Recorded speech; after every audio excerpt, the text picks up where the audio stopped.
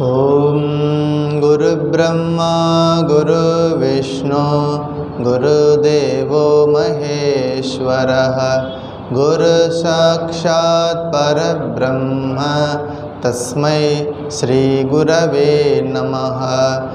ओम स्थापकाय च धर्मस्य सर्वधर्मस्वरूपिणे अवतारवरिष्ठाय रामकृष्णाय ते नमः।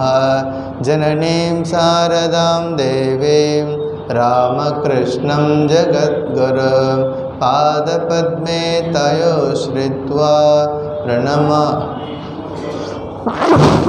नमः श्रीयतिराजाय विवेकानन्दसूरये सच्चित्सुखस्वरूपाय स्वामिने तापहारिणे त्वमेव माता च पिता त्वमेव बन्धुश्च सखा त्वमेव विद्या द्रविणं त्वमेव सर्वं मम देवदेव त्वमेव सर्वं मम देवदेव।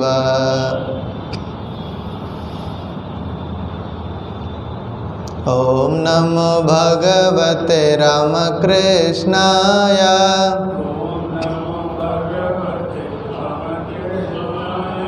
ओम नमो भगवते रामकृष्णाय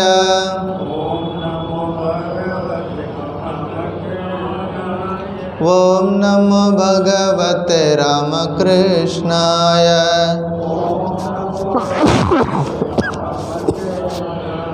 ओम नमो भगवते रामकृष्णाय ओम नमो भगवते रामकृष्णाय ओम नमो भगवते रामकृष्णाय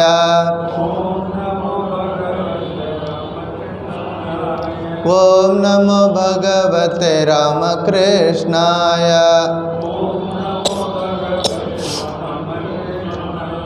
ओम नमो भगवते रामकृष्णाय ओम नमो भगवते रामकृष्णाय ओम नमो भगवते रामकृष्णाय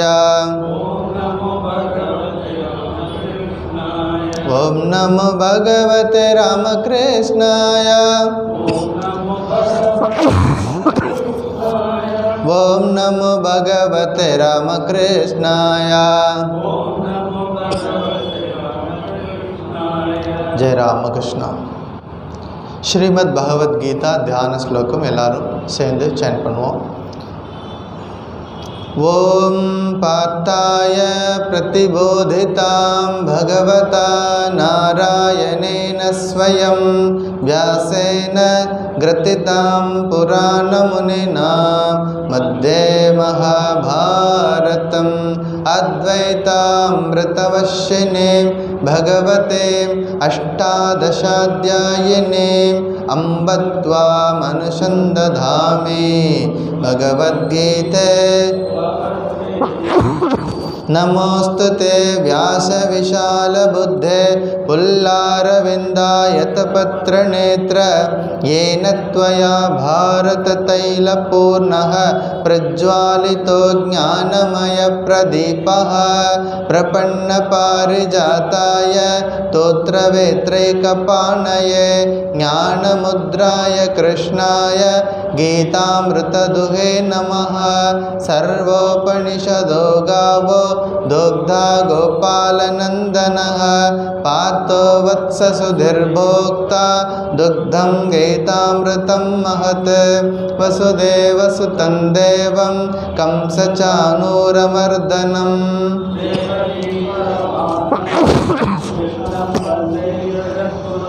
भीष्मद्रोणतटा जयद्रथजला गान्धारनीलोत्पला शल्यग्राहवती कृपेण वहने कर्णेन वेलाकुला अश्वत्थामविकर्णघोरमकरा दुर्योधनावर्तिने सोत्तीर्णा खलु पाण्डवैरणनदी कैवर्त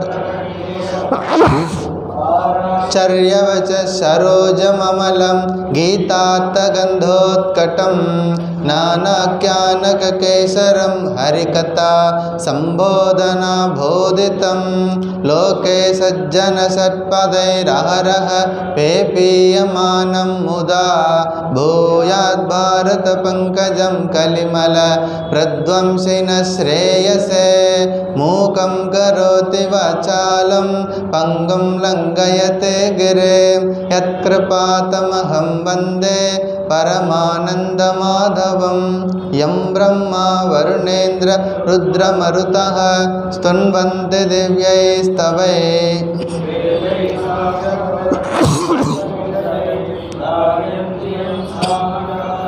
ध्यानावस्थिततद्गतेन मनसा पश्यन्ति यं योगिनो यस्यान्तं न विदुः सुरगणा देवाय तस्मै नमः। अध्यायं 18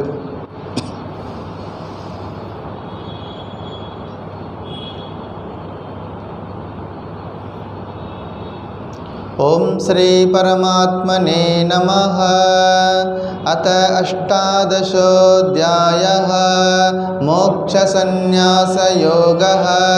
अर्जुन उवाच संन्यासस्य महाबाहो तत्त्वमिच्छामि वेदितुं त्यागस्य च ऋषिकेश।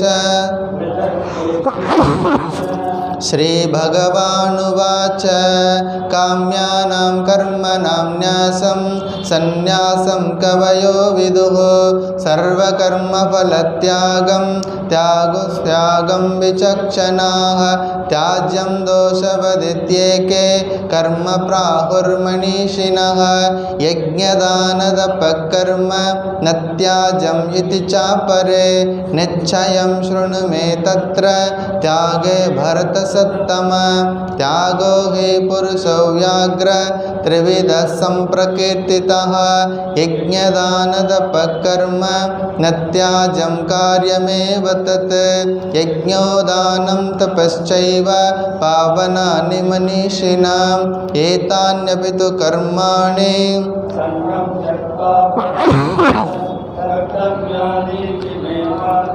निश्चितं मदमुत्तमं नियतस्य तु सन्न्यास कर्मणो नोपपद्यते मोहात् तस्य परित्यागः तामसः परिकीर्तितः दुःखमित्येव यत्कर्म कायक्लेशभयात् त्यजेत् सकृत्वा राजसं त्यागं नैव त्यागफलं लभेत् कार्यमित्येव यत्कर्म नियतं क्रियतेऽर्जुन संगं त्यक्त्वा फलं चैव सत्यागः सात्विको मतः न द्वेष्टकुशलं कर्म कुशलेनानुसज्जते त्यागी सत्त्वसमाविष्टो मेधावी छिन्न संशयः न हि देहभृता शक्यं त्यक्तुं कर्माण्यशेषतः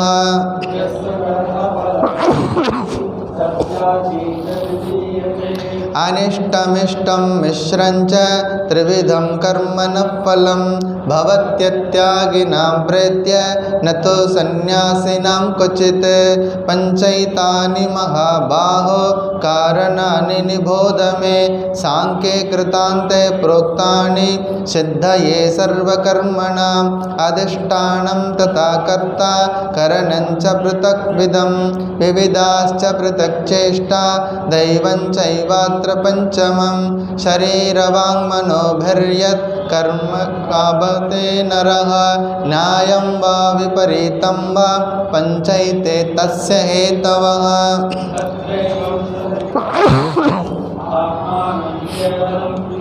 पश्यत् अकृतबुद्धिद्वान् न स पश्यति दुर्मतिः यस्य नाहङ्कृतो भावो बुद्धिर्यस्य न लिप्यते हत्वापि स इमान् लोकान् न हन्ति न निबध्यते ज्ञानं ज्ञेयं परिज्ञाता त्रिविधा कर्मचोदना करणं कर्म कर्तेति त्रिविधा कर्म संग्रहः ज्ञानं कर्म च कर्ता च त्रिधैव गुणभेदतः प्रोच्यते गुणसंख्याने यथावत् शृणुतान्यपि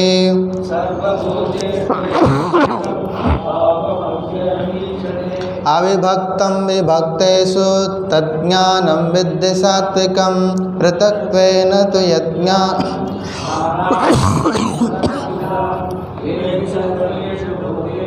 तज्ज्ञानं विद्धि राजसं यत् कृत्स्नवदेकस्मिन् कार्ये सक्तमहैतुकम् अतत्त्वात्तवदल्पं च तत्तामसमुदाहृतं नियतं सङ्घरहितम् अरागद्वेषतकृतम् अफलप्रेप्सुना कर्म यत्तत् सात्विकमुच्यते यत्तु कामेप्सुना कर्म साहङ्कारेण वा पुनः क्रियते बहुलायासं तत् राजसमुदाहृतम् अनुबन्धं क्षयं हिंसात् अनपेक्ष च पौरुषं मोहादारभ्यते कर्म यत्तत् तामसमुच्यते मुक्तसङ्गो न संवादि धृत्युत्साहसमन्वितः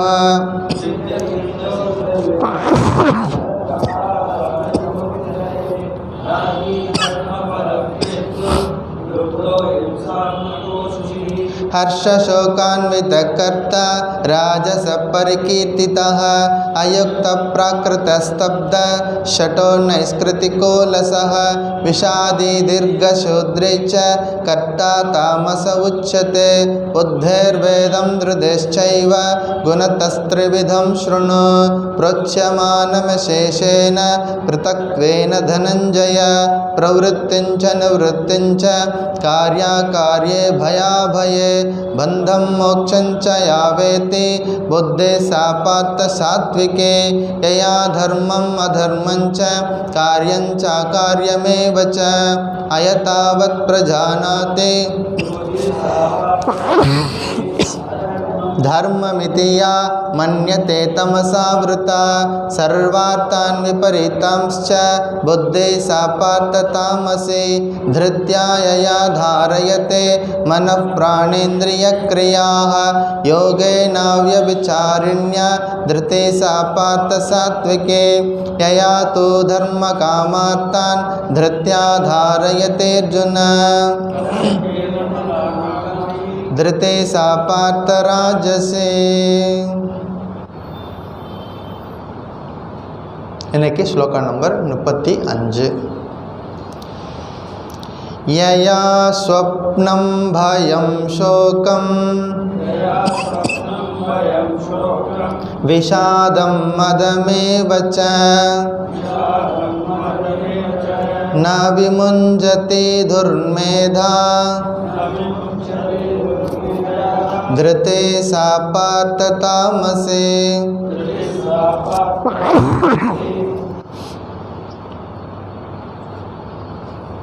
பகவான் ஸ்ரீராமகிருஷ்ணருடைய பூரணமான திருவருளால் இந்த பகவத்கீதை அப்படிங்கிற ஒரு புனிதமான ஒரு கிரந்தத்தை படிக்கிறதுக்கு நமக்கு ஒரு வாய்ப்பு. நாம் இந்த கிரந்தத்தை தொடர்ந்து படிச்சுட்டு வர்றோம். நாம் இருக்கிறது 18வது அத்தியாயம். இன்றைக்கி நாம் பார்க்க வேண்டிய ஸ்லோகம் 35வது ஸ்லோகம்.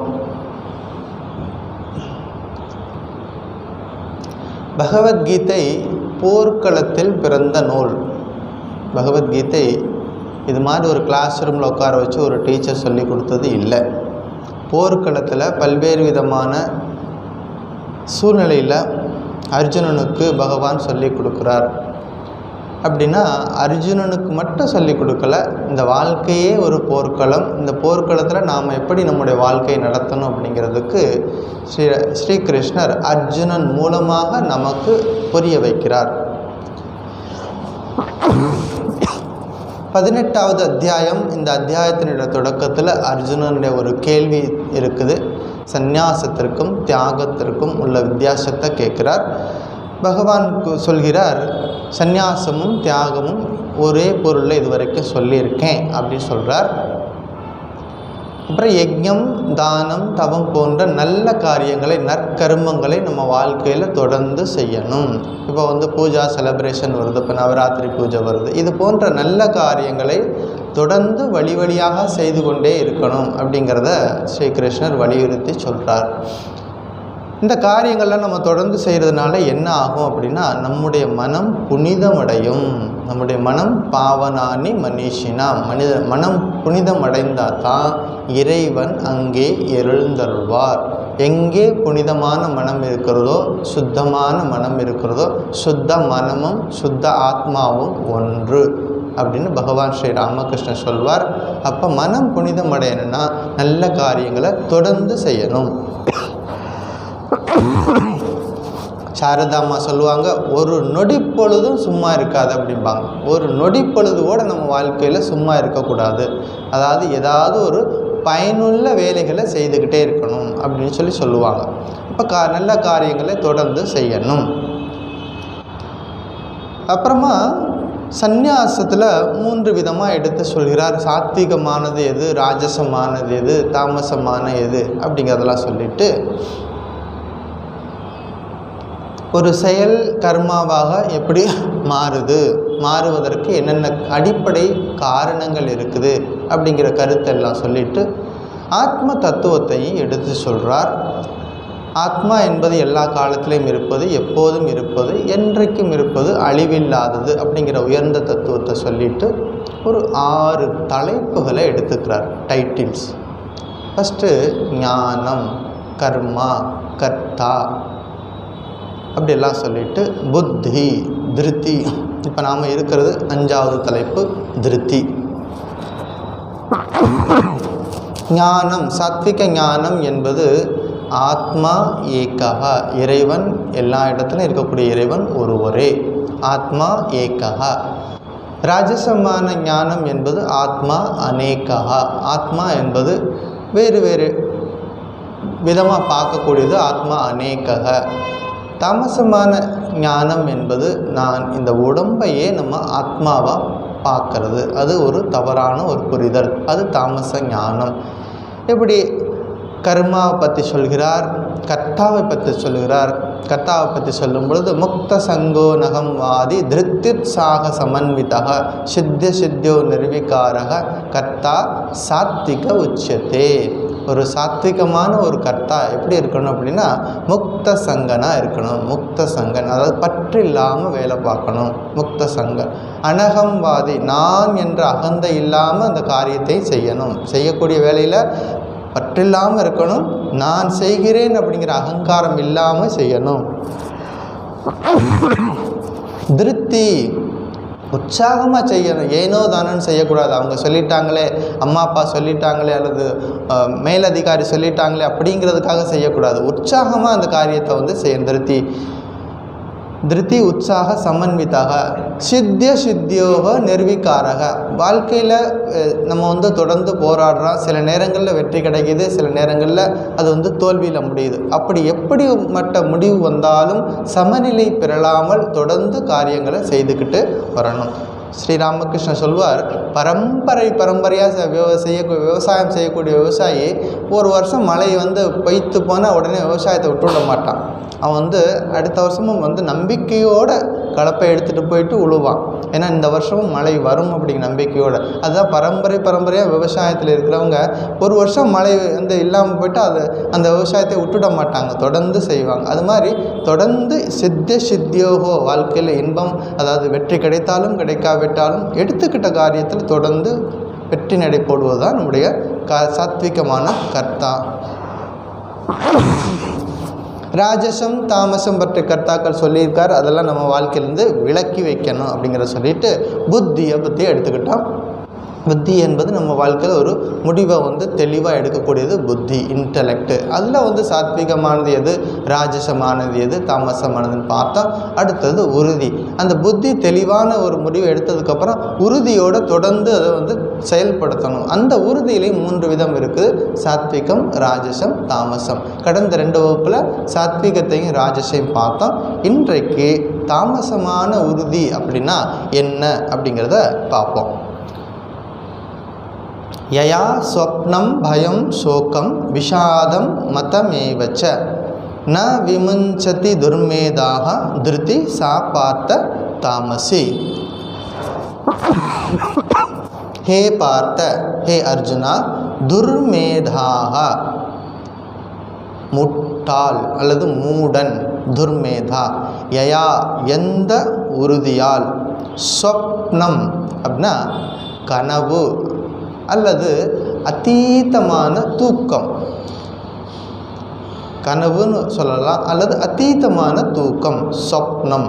பயம் அப்படின்னா அச்சம், சோகம் அப்படின்னா கவலை, விஷாதம் அப்படின்னா மனக்கலக்கம், மதம் ஏவச்ச கர்வம், ந விமுஞ்சதி யார் இதை எல்லாத்தையும் விடாமல் பற்றி கொண்டிருக்கிறானோ, சாதிருதி அந்த உறுதி, தாமசி அந்த உறுதி என்பது தாமசமான உறுதி. அர்ஜுனா, மூடனிடம் இருப்பது தாமச உறுதி. மூடன் சொல்கிறார், முட்டாள் அப்படிங்கிறார். யார்? இந்த கொள்கைகள்லாம் யார்கிட்ட இருக்கோ அவர் மூடன். என்னெல்லாம் இருக்குது? சொப்னம், பயம், சோகம், விஷாதம், மத்தம். இதெல்லாம் யார்கிட்ட ரொம்ப பிடிவாதமாக பற்றி பிடித்திருக்கிறார்களோ இதெல்லாம் அவர் தாமசமான உறுதி. அந்த உறுதியால் தூக்கம், பயம், கவலை, மனக்கலக்கம், கர்வம் இவற்றை அவன் விடாப்பிடியாக பற்றி கொண்டு வாழ்கிறான். அதாவது தாமசமான சாதனைகளில் இருக்கின்ற உறுதி. உறுதி என்பது வேணும், நம்ம வாழ்க்கையில் காரியத்தை சாதிக்கணும் அப்படின்னா உறுதியாக இருக்கணும். ஆனால் தாமசமான ஒரு குணநலன்களில் உறுதியாக இருக்கிறது இங்கே கூடாதுன்னு பகவான் நமக்கு சொல்லி கொடுக்குறார்.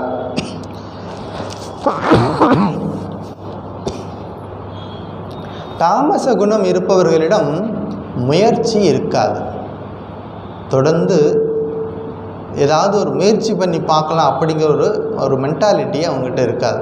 எப்போது பார்த்தாலும் ஒரு தூக்க நிலையிலேயே இருப்பாங்க, ஒரு மந்த நிலையிலேயே வச்சிருக்கிறது தாமசம். சில உணவுகளுக்கு ஒரு சில குணங்கள் உண்டு. சில உணவுகள் சாப்பிட்டோம்னா மனசு தெளிவாக இருக்கும், சாந்தமாக இருக்கும். சில உணவுகளை சாப்பிட்டோம்னா ஆக்ரோஷமாக இருக்கும், மனசு படபடப்படன்னு இருக்கும். காரமாக எரிக்கிற ஊறுகாய் சாப்பிட்டா எப்படி இருக்கும்? அப்போ சில உணவுகள் இருக்குது, ரொம்ப சாப்பிட்டு முடித்தோடனே எப்போ போய் தூங்கலான்னு போகும். அப்படி தாமச குணம் என்பது நம்ம வாழ்க்கையில் இருக்குது. மனிதனிடத்தில் இந்த 3 குணங்களும் இருக்கிறது. தாமச குணம், ராஜச குணம், சாத்விகமானது. தாமசம், ராஜசம் இந்த 2ம் தவிர்க்கப்பட வேண்டும். சாத்விகம் என்பது நம்ம வளர்த்து கொள்ள வேண்டிய ஒரு விஷயம். தாமச குணம் இருக்கிற மனுஷன்கிட்ட முயற்சி என்பது இருக்காது. அவங்ககிட்ட தூக்கமும் குழப்பமும் தான் இருக்கும்.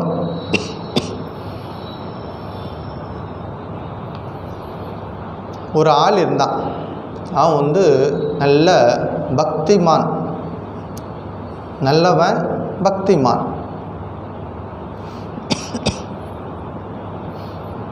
அவனுடைய தொழில் விறகு வெட்டி பிழைப்பு நடத்துறது.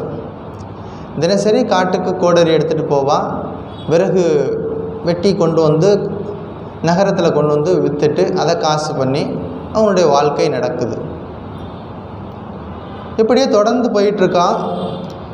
ஒரு நாள் காட்டுக்குள்ளே இவனுக்கு ஒரு காட்சியை பார்க்குறான். வழக்கம் போல் விறகு வெட்டுறதுக்கு போகிறான்.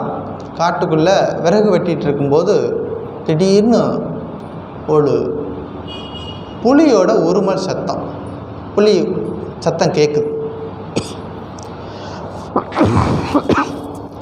இவன் அப்படியே ஓரமாக ஒதுங்கி உட்காந்துருக்கிறான். அங்கே ஒரு நரி உட்காந்துருக்குது. அந்த நரிக்கு முன்னங்கால் ரெண்டும் இல்லை. ஏதோ ஒரு ஆக்சிடெண்ட்டில் கீழே விழுந்து காலை உடச்சிருச்சு. அந்த நரிக்கு அதனால் நடக்க முடியாது. பின்னாடி இருக்கிற 2 கால் மட்டும்தான் இருக்குது, முன்னாடி இருக்கிற 2 கால் இல்லை. இவனுக்கு ஒரே ஆச்சரியம். அந்த நரியை பார்த்து ரொம்ப வருத்தப்படுறான். நமக்கு 2 கால் இருக்குது, கை கால்லாம் நல்லா வச்சுருக்கார் பகவான், நமக்கே இவ்வளோ கஷ்டம் இருக்குது, கால் இல்லாத இந்த நரிக்கு எப்படி சாப்பாடு கிடைக்கும் அப்படின்னு, இது எப்படி இந்த நரி எப்படி சஸ்டெயின் ஆகுது இந்த காட்டுக்குள்ளே, இது எப்படி இது உயிர் வாழுது, இதை நான் பார்க்கணும் அப்படின்னு சொல்லிட்டு ஓரமாக இருந்து பார்க்குறான், கவனிக்கிறான். இந்த நரிக்கு இன்றைக்கி எப்படி உணவு கிடைக்குது அப்படின்னு பார்க்கலான்னு ஓரமாக இருக்கா. கொஞ்சம் நேரம் கழித்து அந்த உருமல் சத்தம் கேட்ட அந்த புலி ஒரு மானை அடித்து இழுத்துட்டு வருது.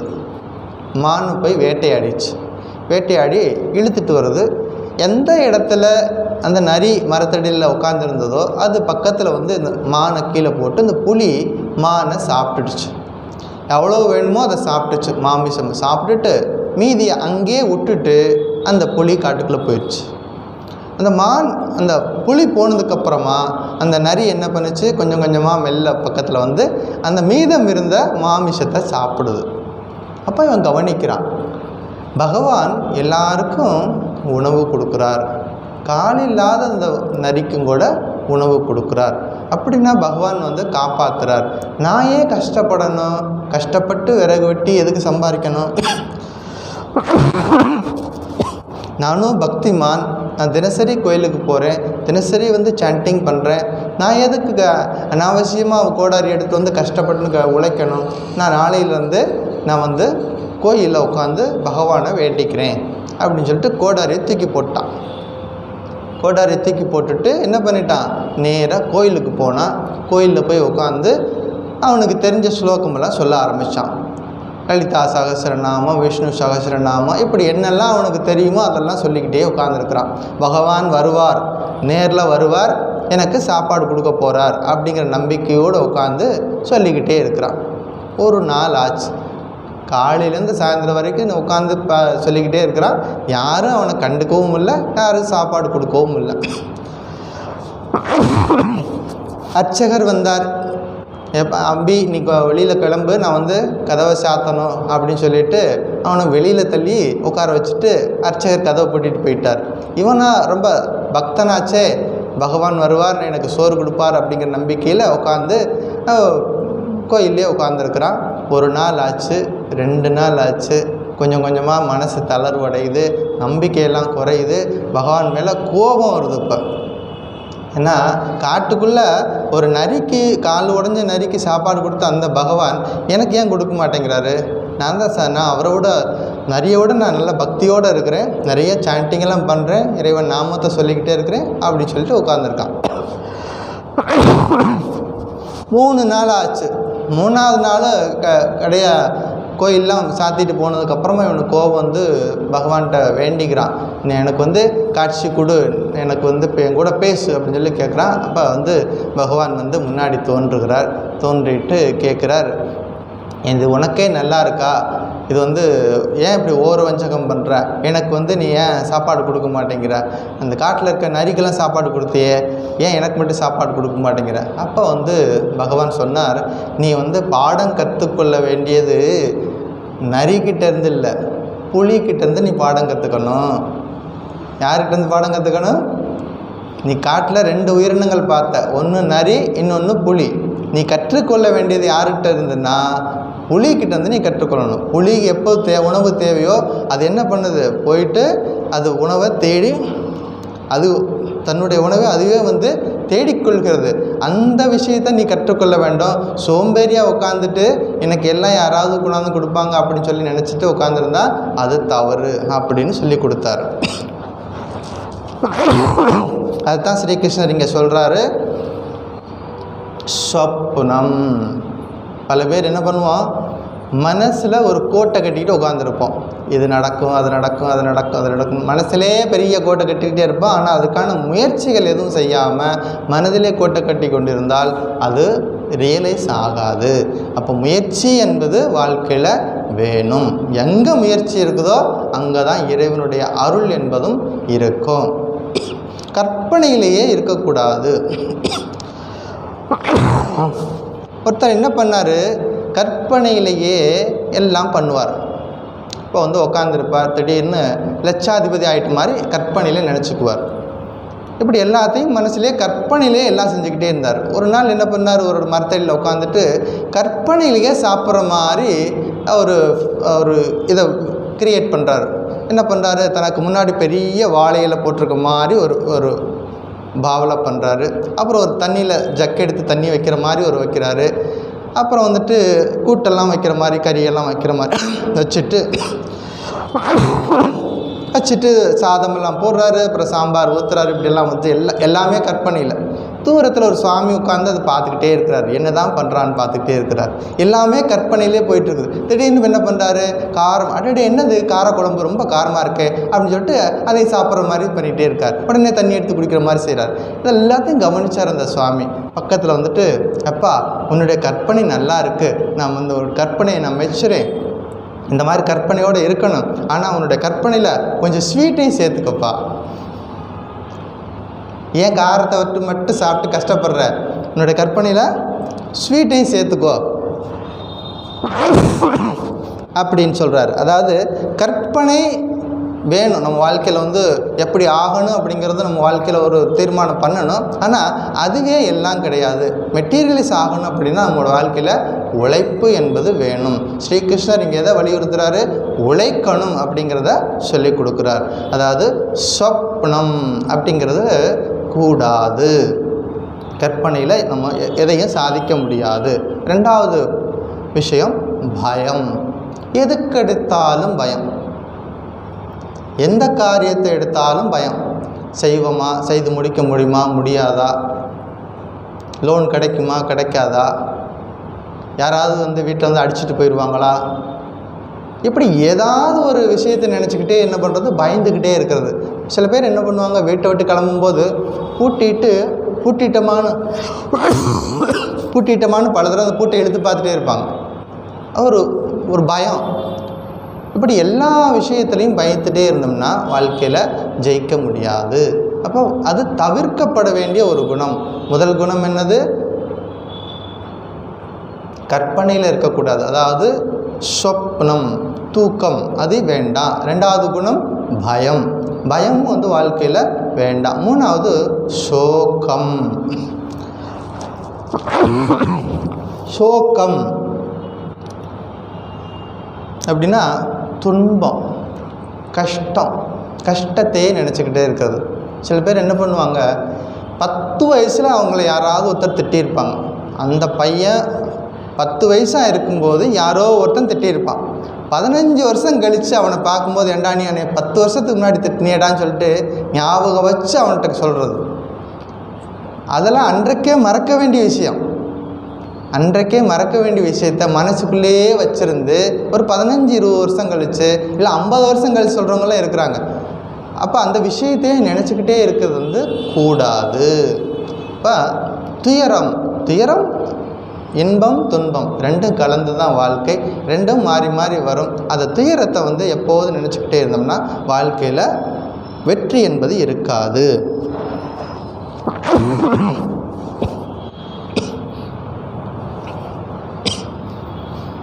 யாராவது நம்மளை அவமானப்படுத்திட்டாங்க, சில பேர் வந்து நல்லா புகழ்ந்து பேசுவாங்க, அதை வந்து நம்ம சந்தோஷமாக ஏற்றுக்குவோம். என்ன நம்மளை பற்றி புகழ்ந்து பேசுகிறாங்க. யாராவது ஒருத்தர் நம்மளை பார்த்து திட்டிட்டாங்க அப்படின்னா என்ன பண்ணுவோம், கடும் கோபத்திலே இருப்போம். திரும்ப நம்ம எப்போ வந்து அவங்கள பார்த்து திட்டுறது, அப்படி இருக்கக்கூடாது. இன்பம் துன்பம் ரெண்டையும் சமமாக ஏற்றுக்கொள்ள பழகிக்கொள்ள வேண்டும். அதைத்தான் வந்து நம்ம சாத்விகமான கர்த்தாவில் பார்த்தோம். முக்த சங்கோ நகம் மாதி திருத்யுத்சாக சமன்விதக சித்திய சித்தியோகோ நிர்விகாரக சித்தி அசித்தயோகோ நிர்விகாரக. விகாரம் அப்படின்னா மாறுவது, நிர்விகாரகம் அப்படின்னா மாறாதது. வெற்றி தோல்வியில் மாறாத சமநிலையோடு இருப்பது அந்த ஒரு சாத்விகமான உறுதி. சோகத்திலிருந்து நம்ம வெளியில் வரணும். விஷாதம் அப்படின்னா மன மனக்குழப்பம். அர்ஜுனனுக்கு வந்துச்சு இல்லையா மனக்குழப்பம். போர்க்களத்தில் போய் நின்ன உடனே மனக்குழப்பம் வந்துருச்சு. நான் போர் செய்யணுமா வேணாமா, அந்த மனக்குழப்பம். நம்ம வாழ்க்கையில் அது போன்ற மனக்குழப்பம் வரலாம். ஆனால் அந்த குழப்பம் கண்டினியூ ஆகக்கூடாது. எப்போவாவது ஒரு குழப்பம் வரலாம். இது செய்யலாமா வேண்டாமா.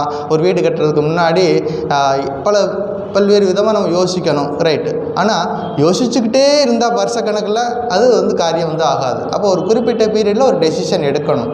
அப்போ அந்த குறிப்பிட்ட பீரியடில் நம்ம டெசிஷன் எடுக்க பழகணும். விஷாதம் கண்டினியூ ஆகக்கூடாது. கடைசியாக இருக்கக்கூடிய விஷயம் மத்தம் அப்படின்னா சாஸ்திரத்திற்கு முரணான வழியில் இன்பத்தை அனுபவிப்பதில் பிடிவாதம். இன்பத்தை அனுபவிக்கணும். மனுஷன் இன்பத்தை அனுபவிக்கணும்னு நினைக்கிறான். ஆனால் அந்த இன்பத்தை எப்படி அனுபவிக்கணும்? சாஸ்திரத்துக்கு உரிய காட்டிய வழியில், நேர்மையான வழியில் பொருளை சேர்க்கணும். அந்த நேர்மையான வழியில் இன்பத்தை அனுபவிக்கணும். அதுக்கு முரணான வழியில் இன்பத்தை அனுபவிக்க வேண்டும் என்பதில் பிடிவாதமாக இருக்கிறதுக்கு பேர் மத்தம். சாஸ்திரத்துக்கு விரோதமான ஒரு விஷயத்தை நம்ம வாழ்க்கையில் எடுத்து அந்த விஷயத்தில் தொடர்ந்து செய்யணும்னு நினைக்கிறது மத்தம். இப்படிப்பட்டவங்க இது எல்லாத்தையும் பிடிவாதமாக வச்சுருக்கிறவங்க பேர் ந விமுஞ்சதி. அப்படின்னா இது எல்லாத்தையும் தன்னுடைய தொடர்ந்து பிடிவாதமாக பிடிச்சிக்கிட்டு இருக்கிறது. ந விமுஞ்சதி. துர்மேதாஹா. மேதா அப்படின்னா நமக்குள்ளே இருக்கக்கூடிய ஒரு சக்தி, மேதா சக்தி. மேதா சூக்தம்னு ஒரு இருக்குது, மேதா சூக்தம். காயத்ரி மந்திரத்தை தொடர்ந்து ஜபம் பண்ணிக்கிட்டு இருக்கிறவங்களுக்கு இந்த மேதா சக்தி விழிப்பு வரும். பூர்புவஸ்வஹ தத் சவிதுர்வரேண்யம் பர்கோ தேவஸ்ய தீமஹி தீயோ யோ ந பிரச்சோதயாத். அப்போ தொடர்ந்து இந்த மந்திரங்களை ஜபம் பண்ணிக்கிட்டு இருக்கும்போது நம்முடைய மேதா சக்தி என்பது விழிப்பு பெறும். அந்த மேதா சக்தி விழிப்பு பெறுவது நல்லது. ஆனால் இங்கே துர்மேதா அப்படிங்கிறார். துர்மேதா அப்படின்னா துஷ்ட புத்தி, அல்ப புத்தி. ஏன்னா இவன் பிடிச்சிருக்கிறதெல்லாம் என்னது? சொப்னம், பயம், சோகம், விஷாதம், மத்தம். இதெல்லாம் அல்ப புத்தி இருக்கிறவங்க தான் இதை கெட்டியாக பிடிச்சிருப்பாங்க. நல்லவங்க உயர்ந்த எண்ணம் உடையவர்கள் இதை கெட்டியாக பிடிச்சிட்டு இருக்க மாட்டாங்க. இதெல்லாம் தவிர்க்க வேண்டிய குணங்கள். இதெல்லாம் விட்டுட்டு சாத்வீகமான மனநிலையிலிருந்து காரியங்களை செய்யணும். தடைகள் வாழ்க்கையில் இருக்கும். தடை இல்லாத எந்த ஒரு மனுஷனும் கிடையாது. வாழ்க்கையில் தடைகள் இருக்கும். தடைகளை தாண்டி வாழ்க்கையில் ஜெயிக்கணும் அப்படிங்கிற உறுதி என்பது நமக்கு வேணும். அதுக்கு 2 விஷயத்தில் நாம் தெளிவாக இருந்தோம்னா வாழ்க்கையில் சாதிக்கலாம். ஒன்று நமக்குள்ளே எப்போதும் அந்த முமுட்சுத்துவம் அப்படிங்கிற ஒரு பண்பு எப்போதும் இருக்கணும். வாழ்க்கையில் முக்தி பெற வேண்டும், லிபரேஷன், இந்த வாழ்க்கையிலேருந்து விடுபடணும் அப்படிங்கிற ஒரு தீவிர தாகம், ஏக்கம் இருக்கிறவங்களுக்கு இந்த விஷயங்கள் மனசு போகாது. சாத்விகம் நிலையில் தான் இருக்கும். அதுக்கு கீழே இறங்கி வராது.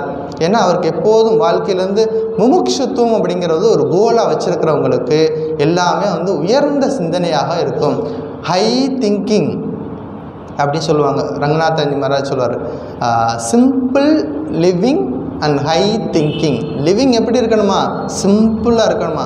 120 செட்டு வச்சுக்கூடாது. துணிகள் நமக்கு எவ்வளோ தேவை அவ்வளோ வச்சுக்கணும். எவ்வளோ உணவு வேணும் வீட்டில் அவ்வளோ வச்சுக்கணும். என்னென்ன பொருள் வேணும் எவ்வளோ அளவாக வச்சுக்கணும். அப்போ சிம்பிள் லிவிங். திங்கிங் எப்படி இருக்கணுமா? ஹை திங்கிங்காக இருக்கணும். நம்முடைய வாழ்க்கையில் எண்ணங்கள் உயர்ந்த எண்ணங்களாக இருக்கணும். வாழ்க்கை முறை எளிமையாக இருக்கணும்.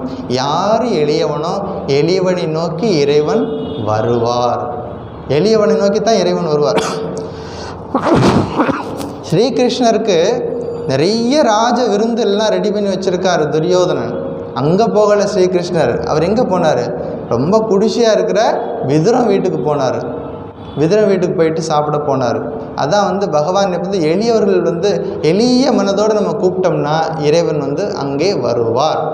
அப்போ சாதனைகள் செய்யக்கூடிய சாதகர்கள் 2 விஷயம் ஞாபகம் வச்சுக்கணும். ஒன்று, எப்போதும் நமக்குள்ள அந்த முமுட்சுத்துவம் என்பது, அந்த ஜுவாலா, அந்த ஜோதி எப்போதும் எரிந்து கொண்டே இருக்கணும். நமக்குள்ள அந்த ஒரு உணர்வு இருக்கணும். இந்த வாழ்க்கைக்கு இந்த உலகத்துக்கு வந்திருக்கிறோம், குறிப்பிட்ட காலம் சில கடமைகளை செய்யணும், செய்து முடிச்சுட்டு நம்முடைய உண்மையான இயல்பு என்னது? நான் ஆத்மா, நான் பரம்பொருள், நான் எல்லையற்ற பரம்பொருளின் குழந்தை, நான் ஸ்ரீராமகிருஷ்ணரின் குழந்தை, நான் அன்னை சாரதையின் குழந்தை அப்படின்னு அந்த உயர்ந்த எண்ணங்களே நம்ம இருந்து நம்முடைய உண்மையான இயல்பை அறிவதற்கு அந்த பேர் முமுக்ஷுத்துவம். அந்த ஒரு பண்பு இருக்கணும். ரெண்டாவது, சாதனைகள் செய்யும் பொழுது பொறுமை என்பது அவசியம். சில பேர் என்ன பண்ணுவோம், கொஞ்ச நாளைக்கு ஒரு சாதனையை செய்வோம், செய்து முடிச்சோடனே உடனே நமக்கு இறை காட்சி கிடைக்கணும்னு எதிர்பார்ப்போம். அது நடக்காது. ஒரு அன்பர் என்ன பண்ணார், சாரதாம்மாட்ட கேட்டுட்டு, அம்மா நான் தியானம் பண்ணுறதுக்கு இமயமலைக்கு போகிறேன், நல்லபடியாக போயிட்டு வா, போய் அங்கே போய் உட்காந்து தியானம் பண்ணு அப்படின்னு சொல்லிட்டு ஆசீர்வாதம் பண்ணி அனுப்புகிறாங்க. இமயமலைக்கு போனார். போயிட்டு 1 வருஷம் கழித்து கடிதம் எழுதினார். அம்மா நான் இங்கே 1 வருஷம் ஆச்சு, எனக்கு இன்னும் பகவான் தரிசனம் கிடைக்கல அப்படின்னு கடிதம் எழுதினார். அப்போ அம்மா சொல்கிறாங்க, அப்படியெல்லாம் நம்ம கட்டளையெல்லாம் போட முடியாது, உன்னுடைய பாட்டை நீ செய், நீ உன்னுடைய தியானம் ஜபம் தியானம் இதெல்லாம் நீ செஞ்சுக்கிட்டு இறைவன் அவர் எப்போ விரும்புகிறாரோ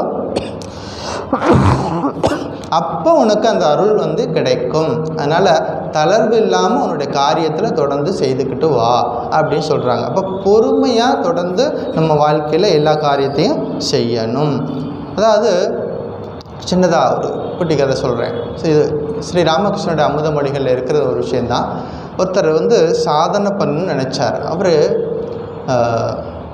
தாந்திரிக சாதனைன்னு ஒன்று உண்டு. தாந்திரிக சாதனை அப்படின்னா ஸ்மசானத்துக்கு போயிட்டு அங்கே இருக்கக்கூடிய இறந்து போன பிணத்து மேலே உட்காந்து தியானம் பண்ணுறது.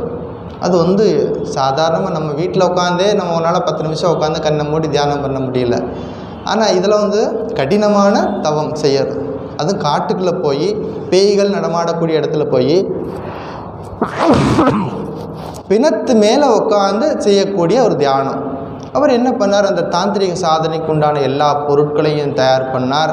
அதுக்காக ஒரு காட்டுக்கு போயிட்டு ஒரு பிணத்தையும் எடுத்துகிட்டு காட்டுக்குள்ளே போட்டு பிணத்து மேலே உட்காந்து தியானம் பண்ணுறதுக்கு தயாராக இருக்கார். போய் இப்போ எல்லாம் ரெடி ஆயிடுச்சு, பிணத்து மேலே உட்காந்து தியானம் பண்ண ஆரம்பிக்கணும். அப்படி உட்கார போகும்போது எங்கேருந்தோ ஒரு புலி வேகமாக வந்துச்சு, ஒரே அடி அவரை அடித்து கொன்னுடுச்சு. கொன்று எடுத்துகிட்டு போயிடுச்சு. யார் சாதனை பண்ண நினச்சி வந்தாரோ அவரை புலி அடித்து எடுத்துகிட்டு போயிடுச்சு. இவர் எந்த இடத்துல அடிபட்டாரோ அந்த இடத்துல ஒரு மரம் இருந்தது. புலிக்கு பயந்து ஒருத்தன் மேலே மரத்து மேலே உட்காந்துருந்தான். புலி வருதுன்னு சொல்லி சத்தம் கேட்டோன்னே மேலே போய் உட்காந்துக்கிட்டான். அவன் இந்த காட்சியை பார்க்குறான். இவ்வளோ கஷ்டப்பட்டு இந்த மனுஷன் எல்லாத்தையும் ரெடி பண்ணி வச்சு உட்காந்துருந்தான். எங்கேருந்தோ அந்த புலி அவனை அடித்து எடுத்துகிட்டு போயிடுச்சு. இப்போ அவன் என்ன பண்ணான், புலி போனதுக்கப்புறம் கீழே இறங்கி வந்தான். இவ்வளோ தான் எல்லா பொருட்களும் தயாராக தான் இருக்குது, பூஜைக்கு எல்லாம் தயாராக இருக்குது, நான் ஏன் இதை பயன்படுத்திக்கக்கூடாது அப்படின்னு சொல்லிட்டு அவன் அந்த பிணத்து மேலே உட்காந்து தியானம் பண்ணான். கொஞ்ச நேரம் தியானம் பண்ணவுடனே அம்பிகை அவனுக்கு காட்சி கொடுத்தாங்க. அந்த காட்சிக்காக ஒருத்தன் வாழ்நாள் முழுவதும் தொடர்ந்து போராடி இருக்கிறான். அவனை புலி அடிச்சுட்டு போயிடுச்சு. ஆனால் இவன் ஒரு 10 நிமிஷம் தான் அந்த பிணத்து மேலே உட்காந்து தியானம் பண்ணுறான். அம்பிகையோட காட்சி கிடைக்குது. அம்பிகை கேட்குறாங்க, அப்பா உனக்கு என்ன வர வேணும்? ஏன்னா யாரெல்லாம் என்னை நோக்கி தவம் பண்ணுறாங்களோ அவங்களுக்கு நான் காட்சி கொடுப்பேன், அவங்களுக்கு ஒரு வரம் கொடுப்பேன், உனக்கு என்ன வர வேணும்னு கேட்குறான். அப்போ அவன் கேட்குறான், நான் உங்ககிட்ட ஒரு கேள்வி கேட்கணும், அதுக்கு முதல்ல பதில் சொல்லு அப்படின்னு சொல்லிட்டு கேட்குறான். அவன் அந்த மனுஷன் கஷ்டப்பட்டு வாழ்நாள் முழுவதும் சேகரித்து அந்த பூஜை பொருளாக கொண்டு இங்கே பிணத்து மேலே உட்காந்து தியானம் பண்ணும்போது அவனை புலி அடிச்சுட்டு போயிடுச்சு. நான் ஒரு 10 நிமிஷம் கூட உட்காந்து தியானம் பண்ணலை, உன்னை பற்றி இது வரைக்கும் எனக்கு தெரியாது, நாம ஜபம் செய்யலை, எனக்கு ஏன் தரிசனம் கொடுக்குற? ஏன் இந்த மாறுபாடு? அவனுக்கு நீ அருள் செய்யாமல் அவனுக்கு கொன்னுட்ட, எனக்கு நீ அருள் செஞ்சுருக்கிறியே ஏன் அப்படின்னு கேட்குறான். அப்பா அவன் சொல்கிறான், அம்மா சொல்கிறாங்க, அதாவது நீ எத்தனையோ ஜென்மங்களில் தொடர்ந்து எனக்காக நீ பிரார்த்தனை பண்ணியிருக்கிற, எத்தனை ஜென்மங்களில் பிரார்த்தனை பண்ணியிருக்கிற. கடந்த ஜென்மத்தில் இதுக்கு முந்தின பிறவியில் கடைசி வரைக்கும் வந்தால் உன்னால் இந்த மெடிடேஷனுக்கு பாட்டுக்கு மட்டும் வர முடியாமல் போச்சு, இது மட்டும் பாக்கி இருந்தது, அது மட்டும் உனக்கு இந்த ஜென்மத்தில் உனக்கு கிடைச்சிது. அதனால் ஆன்மீக சாதனைகள் நம்ம இன்றைக்கி செய்யக்கூடிய ஒரு சின்ன சின்ன விஷயமா இருந்தால் கூட அதுக்கும் பலன் உண்டு. எதுவும் வேஸ்ட்டாக போகிறது கிடையாது. ஒரு 10 நிமிஷம் உட்காந்து இறைவன் நாமத்தை சொன்னாலும் அதுக்குரிய பலன் உண்டு. ஆனால் தொடர்ந்து நாம ஜபம் பண்ணுறது, தொடர்ந்து இறை சிந்தனைகளில் ஈடுபடுறது அது வேணும் அப்படிங்கிறது ஞாபகம் வச்சுக்கணும். அப்போ இறைவன் கருணைமயமானவர், எல்லாருக்கும் அருள் செய்வதற்கு காத்திருக்கிறார். நாம் அவரை நோக்கி போகணும் அப்படிங்கிறதான் விஷயம். ஸோ இந்த ஸ்லோகம் யயா ஸ்வப்னம் பயம் சோகம் விஷாதம் மதம் ஏவச்ச ந விமுஞ்சதி துர்மேதாக திருத்தி சாப்பார்த்த தாமசி. அதாவது கற்பனை உலகில் வாழ்வது, அதிக உறக்கம், பயம், துயரம், பிடிவாதம், மனக்குழப்பம் இதெல்லாம் இருக்கக்கூடியவர் தாமசமான புத்தி உடையவர், தாமசமான திருப்தி உடையவர். அந்த குணங்கள் தவிர்க்கப்பட வேண்டும் அப்படிங்கிறது ஸ்ரீகிருஷ்ணனுடைய உபதேசம். ரைட். இந்த வாரத்தில் பகவான் ஸ்ரீ ராமகிருஷ்ணனுடைய நேரடி சீடர்களில் ஒருத்தருடைய பிறந்தநாள் வந்துச்சு. யார் அவர்?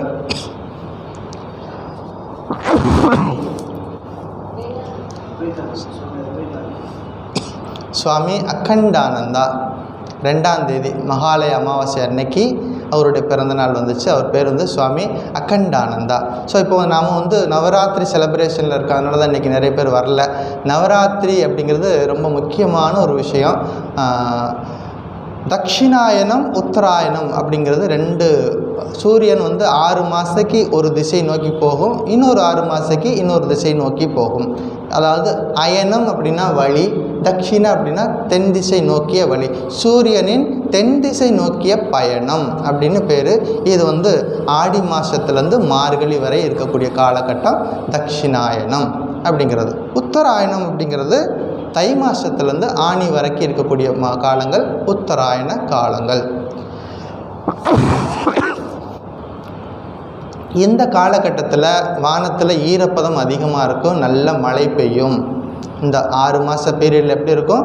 வானத்தில் எப்போதும் மழை மேகங்கள் இருக்கும், எல்லா நேரத்துலையும் மழை பெய்யறதுக்கு வாய்ப்பு. அதாவது மழைக்காலம் இது. அதாவது புழு பூச்சிகள் பிராணிகள் விலங்குகள் எல்லாம் தன்னுடைய இனப்பெருக்கத்தை அதிகமாக உற்பத்தி செய்கிறது இந்த காலகட்டத்தில் தான் நடக்கும்.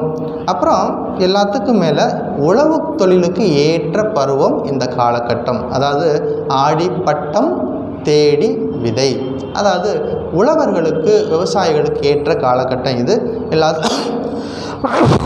எல்லாத்துக்கும் மேலே பிராணவாயு ஆக்சிஜன் அதிகமாக கிடைக்கக்கூடிய காலகட்டம் இந்த 6 மாதத்தில்.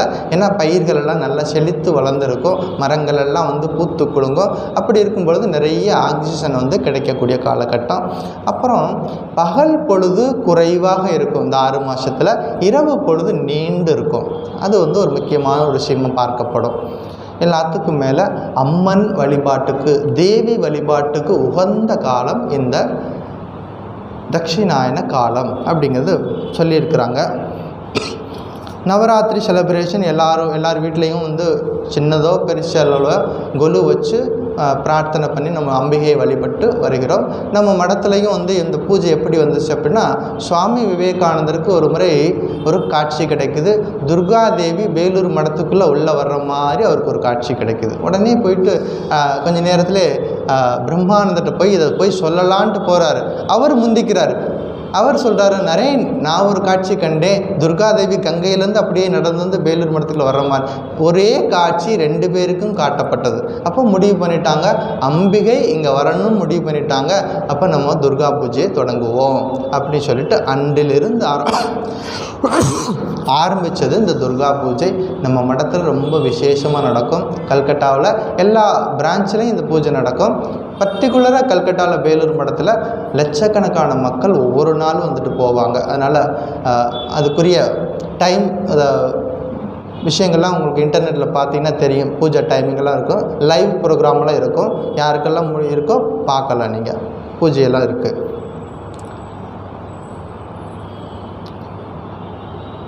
மகாபெரியவர் அவருடைய வாழ்க்கையில் ஒரு நிகழ்ச்சி.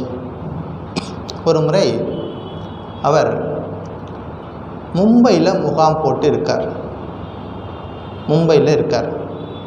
அப்போது ஒரு பக்தர் அவர் பார்க்குறதுக்காக பாலக்காட்டிலேருந்து அங்கே போயிருக்கார்.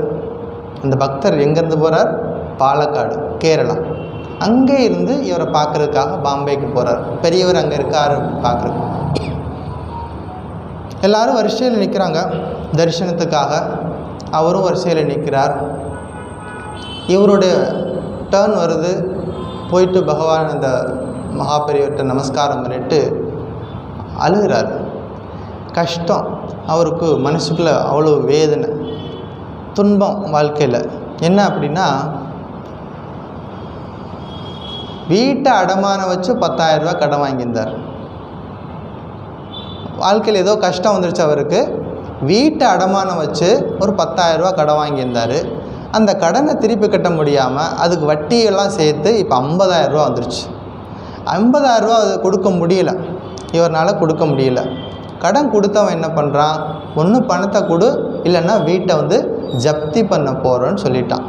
அந்த வேதனையோடு இப்போ மகாபெரியவரை பார்க்குறதுக்கு வர்றார். பெரியவர்கிட்ட அந்த விஷயத்தை சொல்கிறார். நீ எங்கேருந்து வர்ற அப்படின்னு கேட்குறாரு. நான் கேரளாவிலேருந்து வர்றேன், என் பேர் என்ன பேர். ஓ, அப்போ நீங்கள் ஆயுர்வேத பரம்பரை குடும்பமாச்சே. பேர் கேட்டேன்னு அவர் சொல்லிட்டார். இந்த பேர் இருக்கவங்க ஆயுர்வேதத்தை ரொம்ப காலங்காலமாக வேதம் படிக்கிற குடும்பமாச்சே அப்படின்னு சொல்லிட்டு, வீட்டில் எல்லாம் நவராத்திரியெல்லாம் கொண்டாடுவீங்களா? ஆமாம் சாமி, எல்லாம் கொண்டாடுவோம், எல்லாம் செய்வோம். ஒரு நவராத்திரி நாளில் தான் இந்த வீட்டை அடமானத்தை வச்சேன், என்னவோ தெரியல, அதுலேருந்து எனக்கு இவ்வளோ கஷ்டம் வந்துருச்சு அப்படின்னு சொல்கிறார். ஒன்றும் கவலைப்படாத, வீட்டுக்கு போயிட்டு தினசரி கனகதார ஸ்தோத்திரம் சொல்லு. என்ன செய்யணும்? ஆதிசங்கரர் எழுதின கனகதார ஸ்தோத்திரத்தை சொல்லு. வீட்டில் கொலு வச்சு மறுபடியும் பூஜையை தொடங்கு. நவராத்திரி பூஜையை வீட்டில் கொலு வச்சு பூஜையை தொடங்கு. அதுதான் உபதேசம். வீட்டுக்கு வந்தார். வந்துட்டு ரொம்ப வருஷமாக அந்த கொலு பொம்மையெல்லாம் கட்டி பரனில் போட்டு வச்சுருந்தார். அதை எடுத்து என்ன பெரியவர் சொல்லியிருக்காரு அப்படிங்கிறதுக்காக எடுக்கலான்னு இறக்குறாரு. பெட்டி இறக்குறாங்க. பெட்டியில் நிறைய கொலு பொம்மைகள்லாம் இருக்குது. அதில் பார்த்திங்கன்னா பழைய ஓலைச்சுவடிகள்லாம் முதல் முறையாக அவர் கவனிக்கிறார். அவர் வீட்டில் தான் இருந்தது. இது நாள் வரைக்கும் அந்த பெட்டியை திறந்ததே கிடையாது. பழைய ஓலைச்சுவடி, அது எல்லாமே ஆயுர்வேதம் சம்பந்தமான வேதிக் டெக்ஸ்ட். அதெல்லாம் எழுதி வச்சுருக்கிறாங்க முன்னோர்கள். அதெல்லாம் எடுத்து பார்க்குறாரு. இதை பார்த்தோன்னா ஆச்சரியமாயிடுச்சு. மறுபடியும் என்ன பண்ணுறார், பெரியவர்கிட்டே கொண்டு போய் இதை கொடுத்துடலாம் அப்படின்னு சொல்லிட்டு மறுபடியும் என்ன பண்ணுறாரு, பாம்பேக்கே வர்றார். பெரியவர்கிட்ட கொண்டு போய் கொடுத்துடலான்னு. திரும்பி வரும் பொழுது அங்கே பெரியவர்கிட்ட இன்னொருத்தர் பேசிக்கிட்டு இருக்கார். அவர் இந்த ஆயுர்வேதத்தை ரிசர்ச் பண்ணுறவர். அவர் இந்த மாதிரி ஒரு டெக்ஸ்ட் கிடைக்குமான்னு அவர் மனசுக்குள்ளே நினச்சிக்கிட்டு உட்காந்துருக்கிறார் பெரியவர்கிட்ட. எனக்கு இந்த மாதிரி பழைய ஓலைச்சுவடிகள்லாம் எனக்கு தேவைப்படுது, நான் ஆராய்ச்சி பண்ணிகிட்ருக்கேன், எனக்கு வேணும் அப்படின்னு சொல்லிட்டு மனசுக்குள்ளே நினச்சிட்டு உட்காந்துருக்கிறார். அந்த நேரம் பார்த்து இவர் ஓலைச்சுவடியோடு உள்ளே போகிறார். உள்ளே போனோடனே இந்த மாதிரி ஓலைச்சுவடி எங்கள் வீட்டில் இருந்துச்சுன்னு சொல்கிறார். அப்போ அவர் சொல்கிறார், நான் வாங்கிக்கிறேன் அப்படின்னு சொல்லிடுறாரு. அப்போ அதுக்கு எவ்வளோ விலை வேணும் அப்படின்னா, நான் வேணால் ஒரு 50,000 ரூபா தர்றேன் அப்படிங்கிறாரு. இவருக்கு எவ்வளோ வேணும்? இப்போ 50,000 ரூபா வேணும் வீட்டை திருப்புறதுக்கு. அந்த ஓலைச்சுவடியை உரியவருக்கு கொடுத்துட்டு 50,000 ரூபா வாங்கிட்டு வர்றாரு. வீட்டுக்கு வந்துட்டு சந்தோஷமாக வீட்டை ஜப்தியிலேருந்து மீட்டெடுத்து மறுபடியும் பூஜை பண்ணுறாரு. ஆனந்தமாக இருக்கிறார். இது கதை கிடையாது, அவரோட லைஃப்பில் இருக்குது, ஹிஸ்ட்ரியில் இருக்குது. அப்போ தேவி பூஜை பண்ணுறதுனால நமக்கு எவ்வளோ நன்மை இருக்குது. அதனால தான் ஸ்ரீகிருஷ்ணர் தொடர்ந்து வலியுறுத்துறார். பகவத்கீதையில் சொல்கிறாரு, யஜ்ஞம் தானம் தவம் இதெல்லாம் தொடர்ந்து செய்ய வேண்டிய விஷயங்கள். சின்ன அளவோ பெரிய அளவோ நம்மளோட சக்திக்கு முடிஞ்ச அளவுக்கு தொடர்ந்து செய்யணும் அப்படிங்கிறது ஞாபகம் வச்சுக்கணும். எவ்வளோ முடியுமோ அந்த அளவுக்கு தொடர்ந்து செய்யணும். ஸோ இந்த பூஜை நாளில், பூஜா ஹாலிடேஸில் எல்லோரும் நல்லா ஆனந்தமாக இறைவனுடைய நாம சொல்லுங்கள். எவ்வளோ முடியுமோ முடிஞ்ச வரைக்கும் யாருக்காவது தானம் பண்ணுங்கள். இந்த நல்ல நாளில் செய்கிறது நல்லது. என்ன முடியுமோ அதில் செய்யலாம். பூஜையை தொடர்ந்து பண்ணுங்கள். இப்போ அக்கண்டானந்தர் லைஃபுக்கு வருவோம். இவருடைய இயற்பெயர் கங்காதர் கங்கோபாத்யாயா. 1864 வருஷம் செப்டம்பர் மாதம் 30ஆம் தேதி பிறந்தார். அப்பா பேர் ஸ்ரீமந்த கங்கோபாத்யாயா, அம்மா பேர் வாமசுந்தரி. சின்ன வயசுலேயே ஒரு பிராமண குடும்பம். சின்ன வயசுலேயே ஒரு 8 வயசு இருக்கும்போது ஒரு கண்ணில் ஒரு கட்டி வந்துருச்சு. இப்போ டாக்டர்கிட்ட கொண்டு போய் ஆப்ரேஷனுக்காக போகிறாங்க. டாக்டர் சொல்கிறார், இப்போ வந்து ஒரு இன்ஜெக்ஷன் போடணும், அதாவது அந்த இடத்துல மரத்து போகிறதுக்காக ஒரு இன்ஜெக்ஷன் போட்டு அப்புறம் தான் ஆப்ரேஷன் பண்ணணும். அந்த இன்ஜெக்ஷன் போடுறதுக்கு போகிறாங்க. இவர் கேட்குறாரு, எதுக்கு இந்த இன்ஜெக்ஷன்? இந்த வந்து கண் இந்த இடத்துல வலி எடுக்கும், அதனால் வலி தெரியாமல் இருக்கிறதுக்காக ஒரு இன்ஜெக்ஷன். இவர் சொல்கிறாரு, அந்த இன்ஜெக்ஷனே எனக்கு வேண்டாம், நீங்கள் ஆப்ரேஷனை ஸ்டார்ட் பண்ணுங்க அப்படிங்கிறார். 8 வயசு குழந்தையாக இருக்கும் பொழுதே என்ன பண்ணுறாரு, துன்பத்தை தாங்கி கொள்ளக்கூடிய அந்த மன வலிமை அவருக்கு இருந்தது. அதுதான் பிற்காலத்தில் திபெத் இமயமலை வரைக்கும் நடந்தே போயிட்டு வந்திருக்கிறாரு. அவ்வளவு கடினமான வாழ்க்கை, அவருடைய வாழ்க்கை முழுவதுமே இந்தியா முழுவதும் தொடர்ந்து பிரயாணம் பண்ணவர். அப்படி சின்ன வயசுலேயே அந்த விஷயங்கள்லாம் அவருக்கு புரியுது. ஸ்ரீராமகிருஷ்ணரை முதல் முறையாக தன்னுடைய 10 வயசில் இருக்கும்போதே பார்க்குறார். 1877 இவங்க வீட்டுக்கு பக்கத்தில் ஒரு பக்தருடைய வீட்டுக்கு அவர் வர்றார். இவர் ஸ்கூல் பையனாக இருக்கும்போது பார்க்குறாரு. அதுக்கப்புறமா ஒரு 6 வருஷம் கழித்து 1883 திரும்பவும் தட்சிணேஸ்வரத்துக்கு வந்து சந்திக்கிறார். அப்போ ஸ்ரீராமகிருஷ்ணர் கேட்குறார், நீ என்ன முன்னாடி பார்த்துருக்குறியா? ஆமாம் உங்களை நான் பார்த்துருக்கேன், நான் சின்ன வயசாக இருக்கும்போதே பார்த்துருக்கேன் அப்படின்னாரு. அப்போ அவர் சிரிக்கிறார் ஸ்ரீராமகிருஷ்ணர், இவன் இன்னமும் சின்ன பையனாக இருக்கிறான், இவன் சின்ன வயசாக இருக்கும்போது என்ன பார்த்தானா அப்படிங்கிறார். அப்போவே அவருக்கு 17-18 வயசு தான் ஆகுது. தட்சிணேஸ்வரத்தில் போய் பார்க்கும் பொழுது ஒரு 6 வருஷத்துக்கு முன்னாடி பார்த்துருக்குறாரு. நான் சின்ன வயசு இருக்கும்போதே உங்களை பார்த்துருக்கேன் அப்படின்னாரு. அப்படி 2வது முறையாக சந்திக்கிறார் ஸ்ரீராமகிருஷ்ணர்கிட்ட. ஒரு முறை வீட்டில் என்னாச்சு, வீட்டை விட்டு காணாமல் போயிட்டார். அதாவது அந்த சின்ன வயசுலேயே ஆன்மீக தேடல் இருக்கிறதுனால, இப்போ மகான்களை போய் சந்திக்கிறது, ஆசிரமங்களுக்கு போகிறது, இப்படி இருக்கிறதுனால படிப்பில் நாட்டம் குறையுது, வீட்டை விட்டு காணாமல் போயிட்டார். அப்போ வீட்டில் தேடி அழைச்சி போனாங்க. அப்புறம் பார்த்தா இவரே ஆட்டோமேட்டிக்காக வந்து சேர்ந்தார். அப்போ முடிவு பண்ணிட்டாங்க, அம்மா சொல்கிறாங்க, இப்படியே விட்டால் சரியாக வராது, இவனுக்கு ஒரு கால் கட்டு போட்டுருவோம். கால் கட்டுனா என்ன, திருமணம் பண்ணி வச்சிடலாம் அப்படின்னு சொல்கிறாங்க. அப்போ அவர் சொல்கிறாரு, அம்மா உனக்கு உதவியாக இருக்கும், இந்த வீட்டுக்கு இன்னொரு அம்மாவை கூட்டிகிட்டு வாங்க, பரவாயில்ல அப்படின்னா என்ன அர்த்தம், நான் வந்து எல்லா பெண்களையும் தாயாக தான் பார்க்குறேன். அம்மா ஒன்று நான் எப்படி பார்க்குறேனோ நீ யாரை வேணாலும் கூட்டிகிட்டு வாங்க, அவங்களையும் நான் தாயாக தான் பார்ப்பேன் அப்படின்னு கிளியராக சொல்லிட்டார். அப்போ அம்மாவுக்கு புரிஞ்சு போச்சு, இந்த பையனுக்கு திருமணத்தில் நாட்டம் இல்லை, கிளியராக புரிஞ்சு போச்சு. அதுக்கப்புறமா வந்து வீட்டில் வந்து திருமணம் பற்றிய பேச்சே எடுக்கலை, உன் இஷ்டம் போல் இருந்துக்கோ அப்படின்னு சொல்லிட்டாங்க. ஸ்ரீராமகிருஷ்ணரை சந்திக்கிறார். நிறைய உபதேசங்கள் அவர்கிட்ட வந்து கிடைக்குது. ஸ்ரீராமகிருஷ்ணர் வந்து ஒரு விஷயம் சொல்லி கொடுக்குறார், நான் எப்போதும் எதையும் எல்லாம் தெரியும்னு சொல்லாத, யாவத் பாஞ்சி தாவத் சிக்ஷி, அதாவது பெங்காலி வார்த்தை, அதாவது எது நாள் வரைக்கும் நான் வாழ்கிறேனோ அது வரைக்கும் நான் கற்றுக்கொண்டே இருக்கிறேன், as long as I live so long do I learn அப்படிங்கிற ஒரு உபதேசத்தை ஸ்ரீராமகிருஷ்ணர் வந்து கற்றுக்கொள்கிறார்.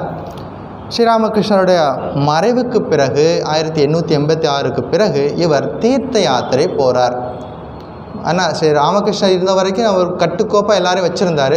அவருடைய மறைவுக்கு பிறகு சில பேர் வீட்டுக்கு போனாங்க, சில பேர் தீர்த்த யாத்திரை போனாங்க. தீர்த்த யாத்திரை போனதில் முதல் ஆள் இவர் தான். நேராக அங்கேருந்து புறப்பட்டு காசிக்கு வந்தார். காசியில் பெரிய மகான் திரைலிங்க சுவாமின்னு ஒருத்தர், பாஸ்கர ஆனந்தர், இவங்களை எல்லாரையும் சந்தித்து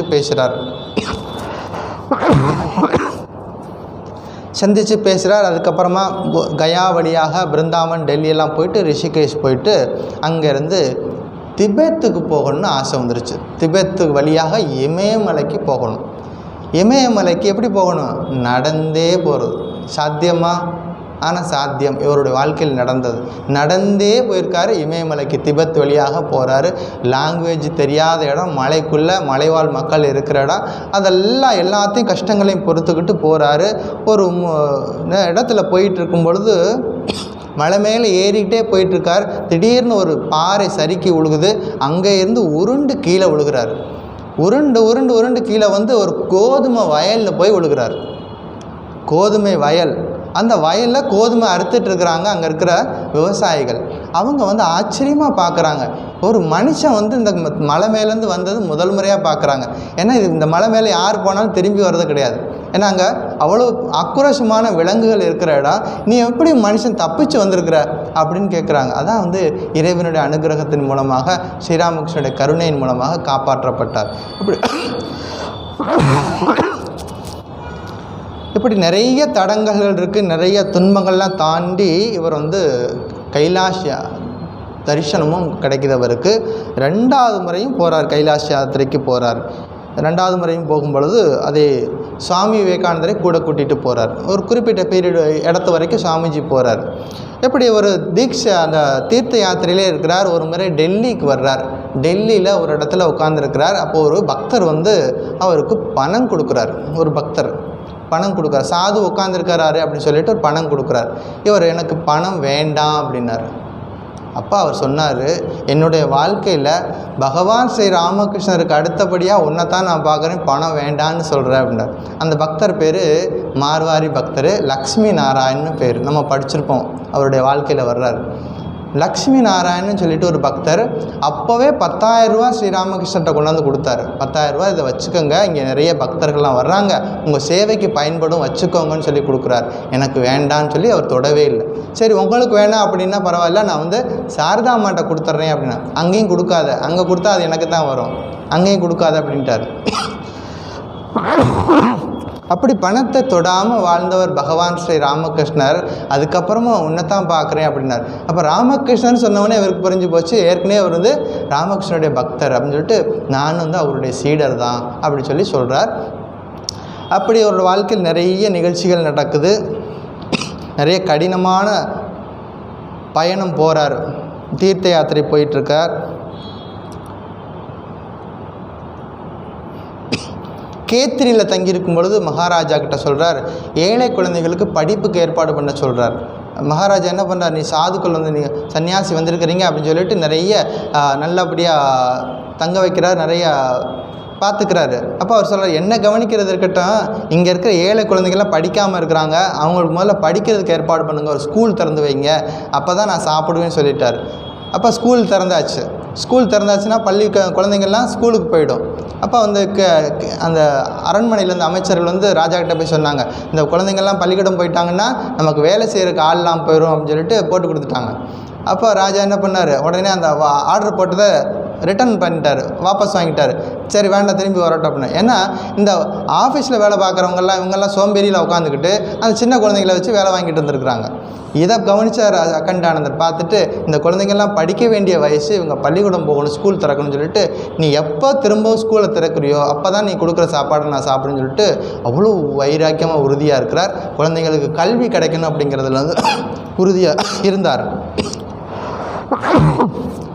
அப்புறமா ஷார்காச்சி அப்படிங்கிற ஒரு இடத்துல வந்து சுவாமிஜியோட வேண்டுகோள் படி அங்கே ஒரு ஆசிரமத்தை தொடங்குகிறார். முர்ஷிதாபாத் மாவட்டத்தில் அங்கே நிறைய கடும் பஞ்சம் வந்துச்சு வெஸ்ட் பெங்காலில். நிவாரண பணி தொடங்கினாங்க. அப்புறம் ஒரு ஆசிரமத்தை ஆரம்பித்தாங்க. ஆசிரமத்தில் ஏழை குழந்தைகள், அதுதான் ஆர்ஃபனேஜ். நம்முடைய மிஷனில் வந்து இந்த நிறைய ஆர்ஃபனேஜ் இப்போல்லாம் இருக்குது, நிறைய இல்லங்கள்லாம் இருக்குது. அதுக்கெல்லாம் ஒரு விதை போட்டது இவர் தான். ஏழை குழந்தைகளுக்காக ஆசிரமம் ஆரம்பிக்கணுங்கிறது முர்ஷிதாபாத் பெங்காலில் ஆரம்பித்தார். கடைசி வரைக்கும் அதை வந்து கவனமாக பார்த்துக்கிட்டார். ரொம்ப பயனுள்ள விதத்தில் அந்த பணி இருந்துச்சு. அதுக்கப்புறமா மகாபுருஷ் மகாராஜ் காலமானதுக்கு பிறகு இவர் வந்து பிரசிடெண்ட்டாக நம்முடைய ராமகிருஷ்ண மடத்துக்கு சங்க குருவாக 1934 வர்றாரு. அப்போ வந்து அந்த வருஷம் வந்து ராமகிருஷ்ணனுடைய 100ஆண்டு விழா, சென்டினரி செலிப்ரேஷன் நடக்குது. இப்போ எல்லோரும் கேட்குறாங்க, நீங்கள் பிரசிடெண்ட்டாக இருக்கிறீங்க, ஒரு மெசேஜ் கொடுங்க. நம்ம வந்து ரேடியோக்கெல்லாம் டிவிக்கெல்லாம் கொடுக்கணும், ஒரு பக்தர்கள்லாம் சொல்லணும், ஒரு மெசேஜ் கொடுங்க, நீங்கள் பிரசிடெண்ட்டாக இருக்கிறனால ஒரு மெசேஜ் கொடுங்க. அப்போ என்ன இவர் யோசிக்கிறாரு, சரி நாளைக்கு தர்றேன் அப்படின்னு சொல்லிட்டு அன்றைக்கி நைட்டு ஸ்ரீராமகிருஷ்ணன்ட்ட பிரார்த்தனை பண்ணுறாரு. எல்லோரும் உங்களுக்கு பிறந்த நாளாக, உங்களுக்கு 100ஆண்டு பிறந்த நாளாமல் ஏதோ எல்லோரும் என்கிட்ட மெசேஜ் கேட்குறாங்க, நான் என்ன மெசேஜ் கொடுக்குறது அப்படின்னு ராமகிருஷ்ணர்கிட்ட கேட்குறாரு. ராமகிருஷ்ணர் முன்னாடி தோன்றி சொல்கிறாரு, எனக்கேது பிறந்த நாள், நான் எப்போ பிறந்தேன், நான் எப்போ இறந்தேன், நான் எல்லா காலத்துலேயும் இருக்கிறவன். அதுதான் நம்ம கீதையில் படிக்கிறோம், ஆத்ம தத்துவம். நான் எனக்கு ஏது தனியாக பிறந்தநாள் கிடையாது, நான் எல்லா காலத்துலேயும் இருக்கிறவன். என் நேற்று இருந்தேன், இன்னைக்கு இருக்கேன், நாளைக்கு இருப்பேன். அந்த ஒரு மெசேஜை கொடு, அதாவது இறைவன் எல்லா காலத்திலும் இருப்பவர் அப்படிங்கிற ஒரு மெசேஜை கொடு அப்படின்னு சொல்லி அதுவே மெசேஜாகவும் கொடுத்தாரு. எப்படி எல்லா சூழ்நிலையும் எல்லா காலத்திலையும் இறைவனை மையமாக வைத்து வாழ்ந்தார்கள் இந்த பெரியவங்கள்லாம். ஒரு சின்ன சின்ன விஷயத்திலும் கூட அந்த கடவுளுடைய சித்தம் என்ன அப்படி தெரிஞ்சுக்கிட்டு அந்த டெசிஷன் எடுத்தாங்க. நம்ம வாழ்க்கையில் இதெல்லாம் நம்ம வந்து தெரிஞ்சுக்கணும். எந்த ஒரு முடிவு எடுக்கிறதுக்கு முன்னாடி இறைவனுடைய திட்டம் என்ன அப்படிங்கிறத தெரிஞ்சுக்கிட்டு முடிவு எடுக்கிறது பழக்கத்தை வச்சுக்கணும். இவருடைய உபதேசங்கள் வந்து 1937 வருஷம் இவர் காலமானார். இவருடைய உபதேசம் வந்து மன ஏக்கம் கொள். எதுக்கு? இறைவனை அடைவதற்கு.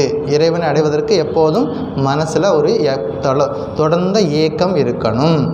அப்புறம் ஆனந்தமாக இந்த உலகத்தில் வாழணும் அப்படின்னா அதுக்கு ஒரே வழி, உன்னுடைய இதயத்தை விசாலமாக வச்சுக்கோ.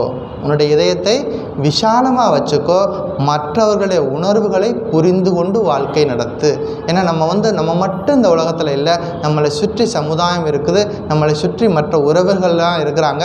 மற்றவர்களுடைய உறவுகளை புரிந்து கொண்டு அவர்களுடைய விஷயங்களையும் காதால் கேட்டு முடிந்த வரைக்கும் உதவி செய்து உன்னுடைய மனதை விஷாலமாக வச்சுக்கோ. எல்லாருடைய கஷ்டங்களையும் உங்கள்கிட்ட சொல்கிறதுக்கு நீ கேட்டு அவங்களுக்கு முடிந்த வரைக்கும் அவங்களுக்கு உதவி செய்ய பழகிக்கொள்ளு. அதாவது என்ன சொல்ல வர்றாரு அப்படின்னா, எப்போதும் உன்னை பற்றியே நினச்சிக்கிட்டு இருந்தால் அதுக்கு பேர் தான் பந்தம். நம்ம படிச்சிருக்கிறோம் பந்தம் முக்தி. எப்போதும் உன்னை பற்றியே நினச்சிக்கிட்டு இருந்தால் அதுக்கு பேர் பந்தம். எப்போதும் மற்றவங்களை பற்றியே நினச்சிக்கிட்டு இருந்தால் அதுக்கு பேர் தான் முக்தி. சிம்பிளாக விளக்கம் கொடுக்குறார். எப்போதும் தன்னை பற்றியே என்னை பற்றியே நான், என்னுடைய குடும்பம், என்னுடைய உறவுகள், என்னுடைய சொந்தம், இப்படி நான் நினைக்கும் பொழுது என்ன ஆகுறோம்? பந்தத்துக்குள்ளே போகிறோம். எப்போதும் மற்றவங்களை பற்றி நினைக்கும் பொழுது, அப்படி இருக்கும் பொழுது நமக்கு வந்து முக்தி. அதுக்கு பேர் தான் முக்தி. ஸோ இந்த மகான்களுடைய வாழ்க்கையை நம்ம தொடர்ந்து நினைவில் வச்சுக்கணும். ஒவ்வொரு வருஷமும் அவங்களுடைய பிறந்தநாள் வருது. பிறந்தநாள் வரும் பொழுது வாய்ப்பு கிடைக்கிறவங்க ஆசிரமத்துக்கு போங்க. முடியாதவங்க என்ன பண்ணணும்? வீட்டில் இருந்தபடியாவது அவங்க வாழ்க்கை வரலாறு கொஞ்சம் படிக்கும் பொழுது நமக்கு ஒரு உத்வேகம் கிடைக்கும். அவங்கெல்லாம் எப்படி இறைவனை மையமாக வச்சு வாழ்க்கை நடத்தியிருக்கிறாங்க, நாமளும் அப்படி நம்முடைய வாழ்க்கை இருக்கணும் அப்படிங்கிறது நம்ம கற்றுக்கொள்ள வேண்டிய விஷயங்கள் நிறைய இருக்குது. ஸோ எல்லாருக்கும் நவராத்திரி வாழ்த்துக்கள். இன்றைக்கி எத்தனாவது நாள் நவராத்திரியில்?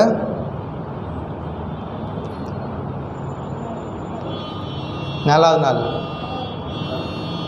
ஸோ இந்த வாரத்தில் எல்லாருமே பிஸியாக இருப்பீங்க நவராத்திரி செலிப்ரேஷனில். எல்லாருக்கும் நல்ல வாழ்த்துக்கள். நல்லபடியாக கொண்டாடுங்க. அடுத்த வாரம் சந்திப்போம். ஓம் சாந்தி சாந்தி சாந்தி.